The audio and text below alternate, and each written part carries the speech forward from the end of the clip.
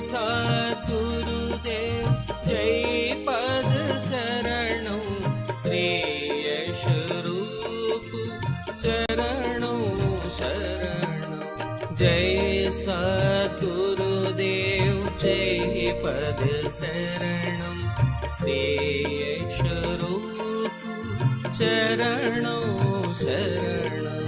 जय सद्गुरुदेव जय पद शरणौ श्रेयस रूप चरणौ शरणौ।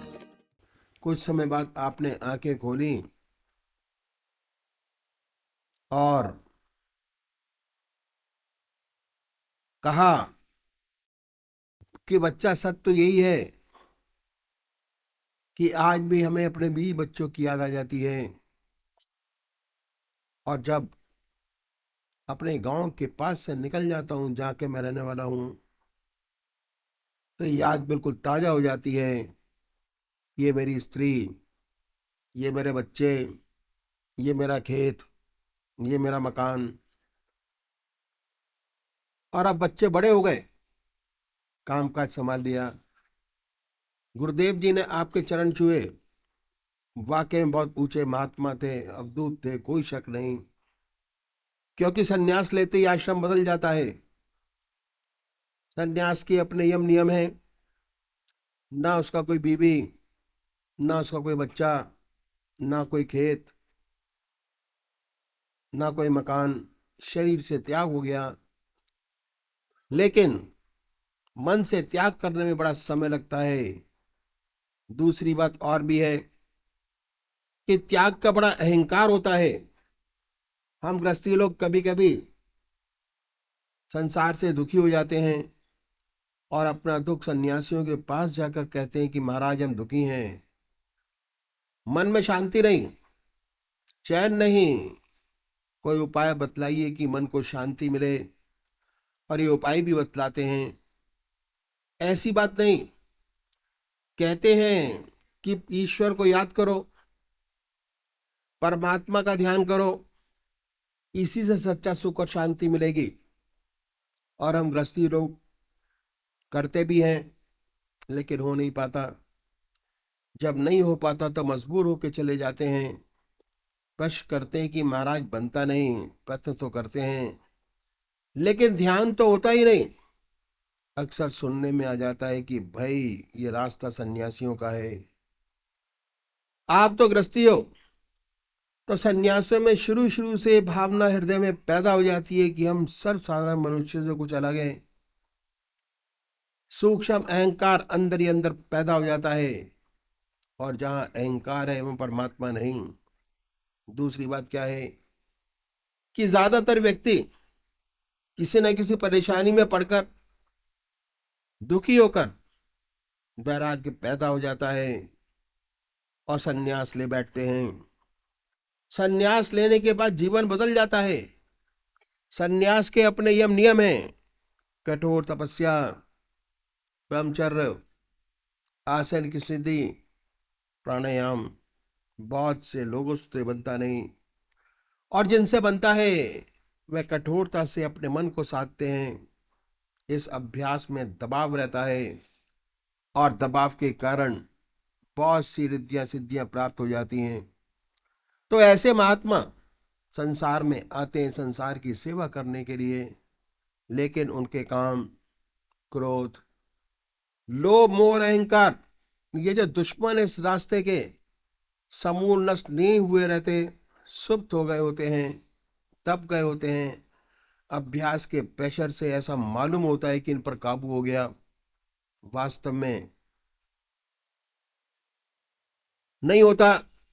जब ये संसार में आते हैं और संसारिक वस्तुओं से संपर्क होता है, तो सुनाई पड़ता है कि विख्यात सन्यासी महात्मा थे।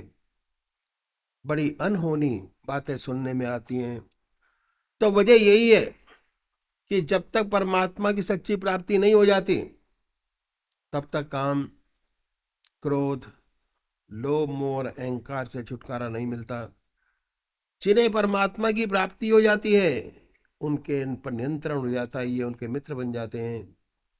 ऐसा कोई उच्च कोटि का विरला होता है, और जो ऐसा होता है वह संसार का बड़ा कल्याण करता है, संसार को उससे बड़ा लाभ होता है। तो इस अभ्यास में दबाव है, और दबाव के कारण जैसे किसी स्प्रिंग को खींच कर रखें, जहां हाथ से छूटा कहीं कर बीमार कर सकता है, माथे पे लग जाए, मुंह में लग जाए, बिल्कुल यही दशा होती है। तो इस अभ्यास में दबाव शुरू से ही शामिल है, और हर दबाव के रिएक्शन साथ साथ सामने आ जाता है। इन सब बातों को सोच समझकर संन्यास के रास्ते में कदम रखना चाहिए, और खासकर उन लोगों को जिनकी शादी हो गई है, उन्हें जो गृहस्थ आश्रम में प्रवेश कर गए हैं, उन्हें तो संन्यास की बात कभी सोचनी नहीं चाहिए।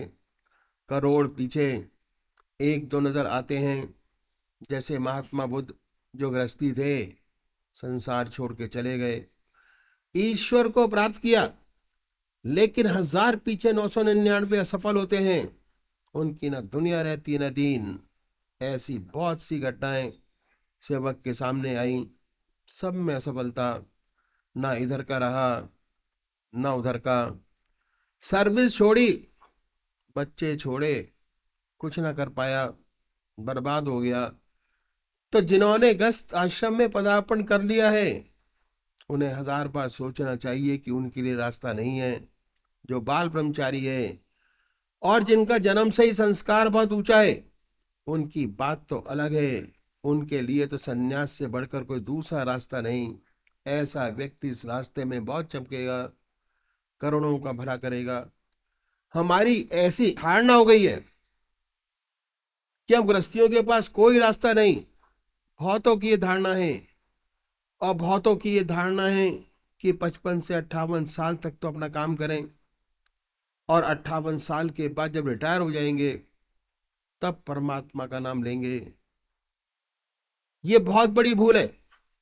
58 साल के बाद रिटायर हो जाने पर कुछ नहीं होता, भगवान का नाम नहीं लिया जा सकता। आदतें इतनी मजबूत हो जाती हैं कि उन्हें बदल नहीं सकेंगे। शरीर भी जवाब देने लग जाता है, आप बैठ नहीं सकेंगे। ध्यान करने की बात तो अलग रही।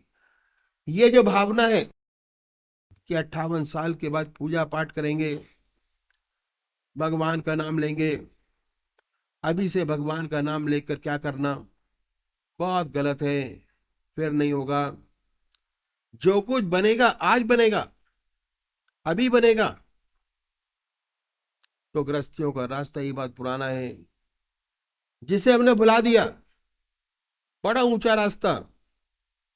आपने राजा जनक का नाम सुना होगा। राजा जनक को विदे कहते थे। कितना बड़ा महात्मा, कितना बड़ा ब्रह्मज्ञानी हुआ। उसके जमाने के महर्षि अपने शिष्यों को उनके पास भेजते थे परीक्षा के लिए, कि अगर राजा जनक कह दे कि ब्रह्मज्ञानी है तो है, नहीं तो नहीं। वह राजा था, और राज का कितना कार्यभार उनके ऊपर था, कितनी जिम्मेदारियां थी। उन जिम्मेदारियों को भली भांति निभाते हुए इतना ऊंचा ब्रह्मज्ञानी, और हमारे आपके पास तो जिम्मेदारियां बहुत कम है। जब एक राजा ब्रह्मज्ञानी हो सकता है, तो आप क्यों नहीं हो सकते? जरूर हो सकते हैं। तो ये रास्ता ही बहुत पुराना है जो मैं आपके सामने रखूंगा। इसे कहते हैं इति मार्ग। ये रास्ता, इसमें अपने जीवन में एक चीज बढ़ाते घटाते नहीं। हम घटाते नहीं, नेति नहीं करते। एक चीज जिंदगी में बढ़ाते हैं। वह क्या है? वह है परमात्मा का नाम, भगवान का नाम। और परमात्मा का नाम एक ऐसी बड़ी ज्योति है, अगर सच्चे तरीके से अपने मन में आ जाए तो अंधेरे को अपने आप दूर करती चली जाती है। जहां प्रकाश है वहां अंधेरा नहीं। लाइट आई, अंधेरा गया। वाल्मीकि महर्षि उल्टा नाम जपते जपते इतने ऊंचे महर्षि हुए कि उन्होंने रामायण पहले लिख दी, घटना बाद में घटी। लिख दिया कि ऐसा ऐसा होगा, और वैसा ही वैसा हुआ। तो इतना बड़ा महर्षि और जब उनके जीवन में परिवर्तन आया तो उल्टा नाम जपते जपते, भगवान का नाम लेते लेते इतना ऊंचा ब्रह्म ज्ञानी हुआ कि रामायण पहले लिख दी, घटना बाद में घटी। तो ये ऐसा प्रकाश है, ऐसा उजाला है, अगर सच्चे तरीके से हृदय में जागृत हो जाए, अंधेरे को अपने आप दूर करता चला जाता है। तो छोड़ना कुछ नहीं है। जो आज आपकी जिंदगी है उसमें एक चीज बढ़ाइए। इस रास्ते पे चलने वाले जो हमारे सदगुरु हुए, एक के पीछे एक, उन्होंने परमात्मा को पाने के लिए, जीवन मुक्त अवस्था प्राप्त करने के लिए अपनी जिंदगी में बड़े कष्ट उठाए।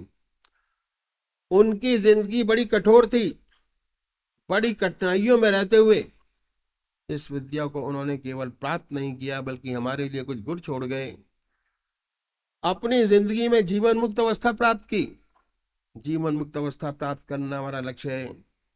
चाहे हम सन्यासी हों, चाहे हम गृहस्थी हों, चाहे किसी भी तरीके से हम जीवन मुक्त अवस्था क्यों ना प्राप्त करें, ज्ञान मार्ग से, कर्म से, ध्यान से, सन्यास से, गृहस्थ से जीवन मुक्त अवस्था प्राप्त किए प्राणी में दो बात विशेष पैदा हो जाती है। पहला, निरंतर परमात्मा की याद, भगवान का ध्यान निरंतर बना रहता है।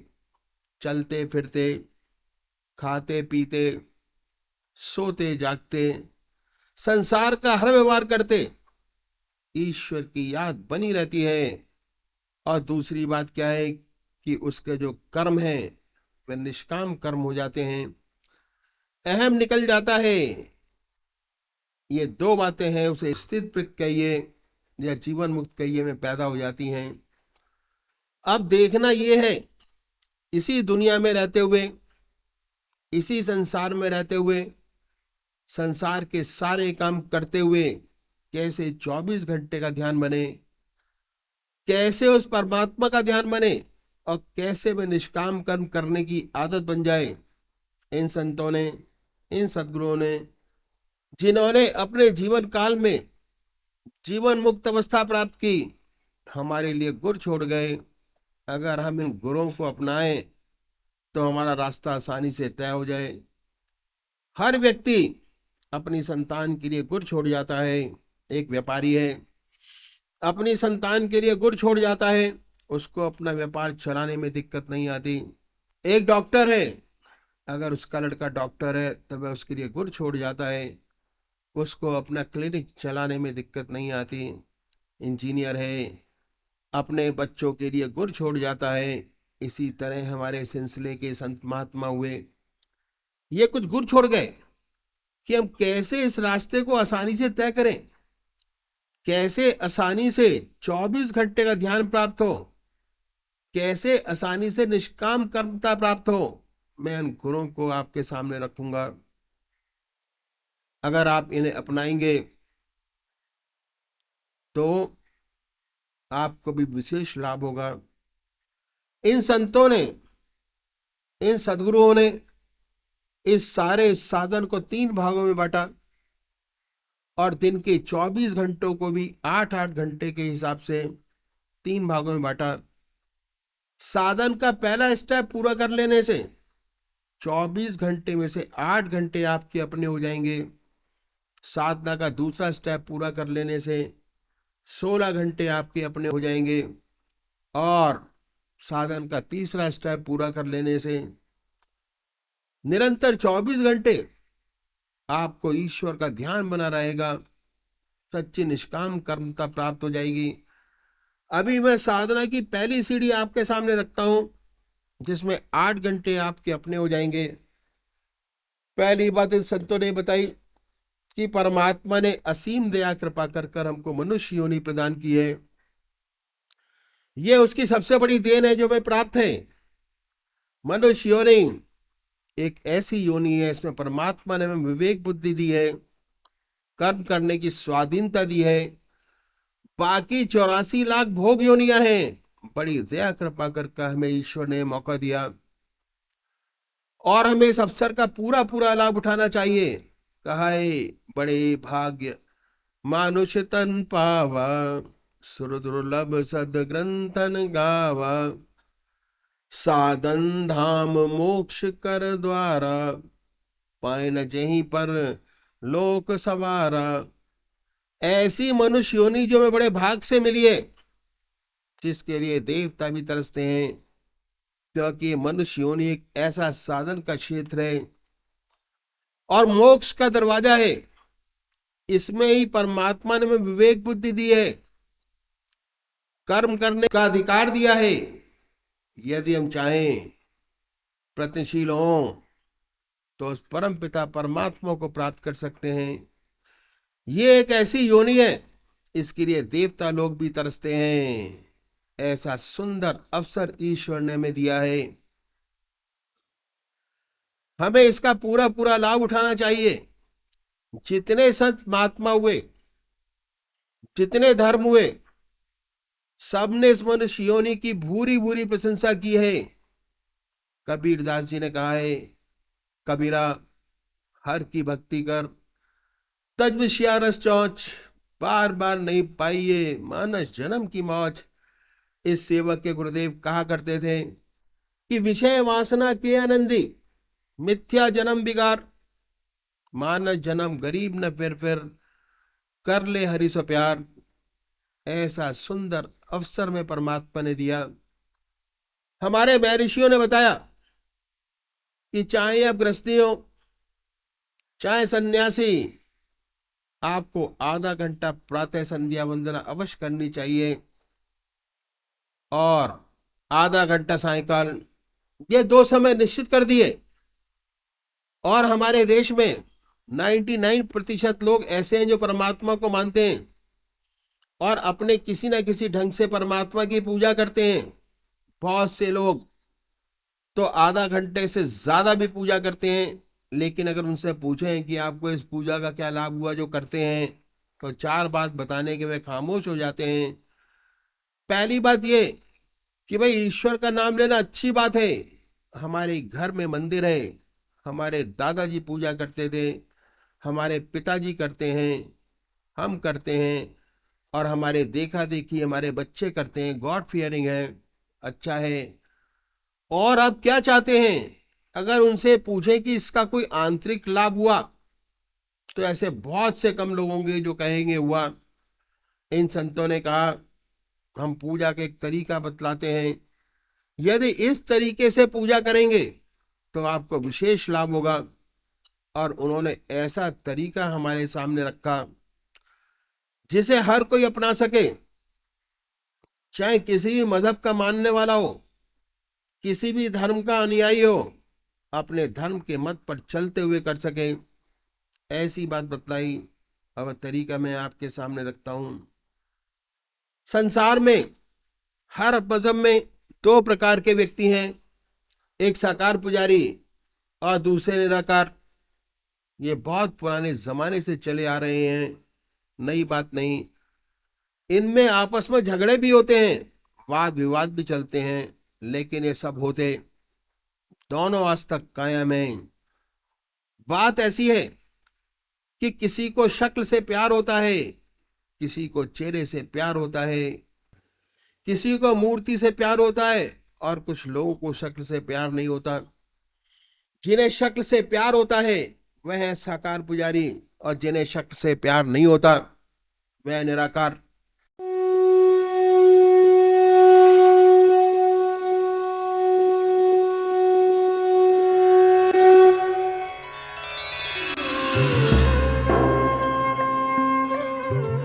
ध्यान योग के कार्यक्रम आनंद योग से निशुल्क जुड़ने के लिए संपर्क करें 9810239677।